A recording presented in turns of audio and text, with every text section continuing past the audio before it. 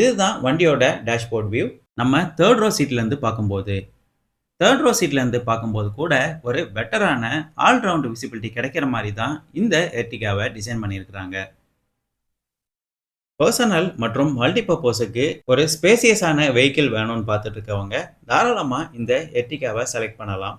Luxury, spacious மற்றும் fuel economic, reliable எல்லாமே ஒரே வண்டியிலே நமக்கு கிடைக்கிற மாதிரி மாருதி கொடுத்துருக்குறாங்க. 7 சீட்டர் வெஹிக்கிளாக இருந்தாலும் ஒரு பெட்டரான ஹேண்ட்லிங் மற்றும் ஸ்டேபிள் இந்த வண்டியில் இருக்கிறத நம்ம பார்க்க முடியும். சிஎன்ஜியோட சிலிண்டர் பூட்டில் இருக்கிறதுனால split type luggage board feature மற்றும் இந்த சிஎன்ஜி வேரியண்ட்டுக்கு கிடைக்கிறது இல்லை.